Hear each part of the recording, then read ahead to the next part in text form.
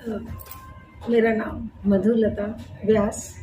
मैं रेवाबिन पटेल कॉलेज भंडारा में 24 साल से हिंदी विभाग प्रमुख के पद पर कार्य कर रही हूँ और आप सबके लिए मैं आगे कुछ कर सकूं, मुझे नई नई संधियाँ मिले जुड़ने के लिए कि नदी जैसे बहना नहीं रुक सकती है, वरना नदी नदी नहीं रहेगी। इसलिए मुझे लगता है मैं लगातार नए नए प्रवाहों से जुड़ती रहूं, नए नए आयामों को तलाशती रहूं और सदा आगे बढ़ती रहूं ताकि मैं इस समाज को कुछ दे सकूं। दर्शकों, आज हमारे साथ है मधुलता व्यास, जो कि प्रोफेसर है भंडारा के कॉलेज में। हम इनसे जानना चाहेंगे कि आज़ादी का 75वां महोत्सव सारी दुनिया, सारा देश अपना मना रहा है, तो इनकी इस विषय को लेकर इनकी क्या प्रतिक्रिया रहेगी मैडम? नमस्कार, आप सबको आज़ादी के स्वर्ण अमृत महोत्सव की बहुत बहुत शुभकामनाएं।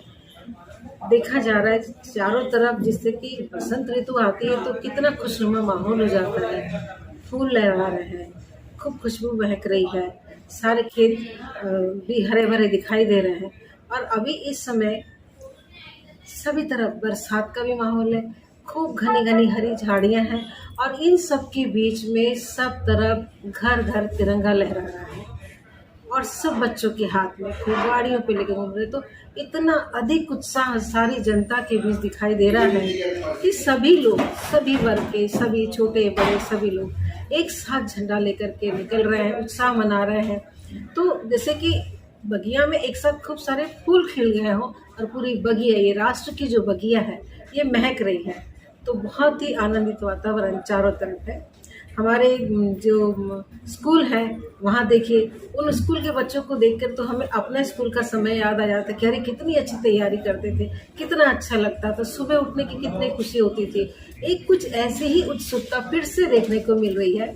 हम लोग अपने स्कूल में लगातार एक प्रभात फेरी लेते थे, उसी तरह से आज प्राथमिक स्तर के विद्यार्थी क्या महाविद्यालय में भी सभी लोग अपना एक बैनर के तले पूरा प्रभात फेरी ले रहे हैं। घर घर तिरंगा, इसके संवाद को बोलते हुए उसके साथ विजयी विश्व तिरंगा प्यारा, झंडा ऊंचा रहे हमारा और शान ने इसकी जाने पाए। तो इस तरह इतने अच्छे अनमोल वचनों वाला, इतना प्रेरित करने वाला हमारा जो झंडा वंदन का गीत है, इसे सभी लोग गा रहे हैं और इससे हो ये रहा है कि सब में एक हर्षोल्लास, एक प्रेम का वातावरण, एक गौरव का वातावरण, अपनी संस्कृति का वातावरण बन रहा है।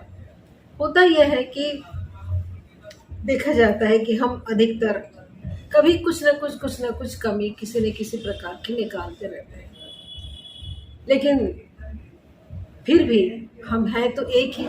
चाहे कुछ भी हो, एक उंगली को लगती है तो दूसरी उंगली को भी कुछ न कुछ तनाव पहुंचता ही है। उसी तरह हम सब एक दूसरे के दुख में साथ हैं, वैसे ही हम सब एक साथ मिल करके इस उत्सव को मना रहे हैं।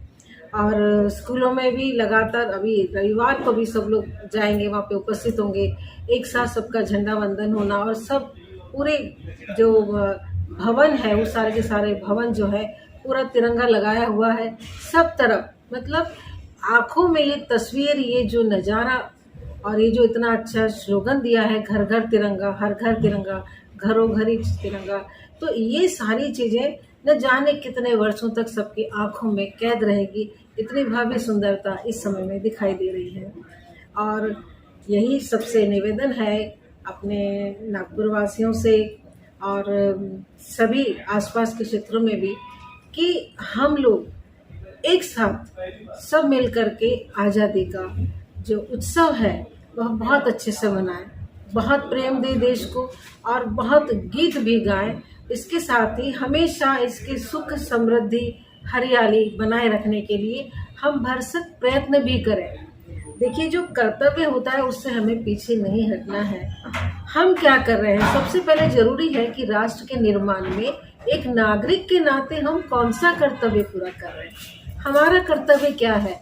क्योंकि जब तक हम अपना कर्तव्य नहीं निभाते, हम अपनी तरफ से नहीं कुछ दे सकते हैं, तो हमें ये कहने का अधिकार नहीं कि क्या हो रहा है, कुछ तो नहीं हो रहा, कुछ तो विकास नहीं हुआ है।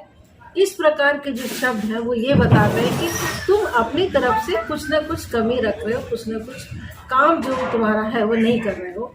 तो हम जो इससे रोजगार की बात आती है तो आजकल स्किल डेवलपमेंट, अपने आप में कोई हुनर पैदा कीजिए, अपने आप में कोई ऐसा कौशल्य निर्मित कीजिए कि जिससे आप अपने आप को भी आगे बढ़ा सकें और दूसरों को भी प्रेरणा दे सकें।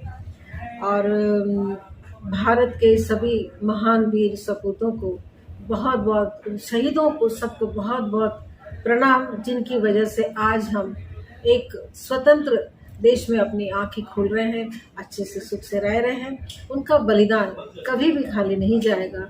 उन महापुरुषों ने जो हमें प्रेरणा दी है, बाबा साहेब आम्बेडकर जिन्होंने शिक्षा के लिए क्रांति की है, सावित्रीबाई फुले जिन्होंने महिलाओं के लिए आगे बढ़ने की प्रेरणा दी कि स्कूल आज जहाँ हम पढ़ा रहे हैं, महिला महाविद्यालय, रेवाबेन महिला महाविद्यालय भंडारा में, तो हम देखते हैं कि हर किसी के मुख पर है वो बात, वो रहेगी। क्यों?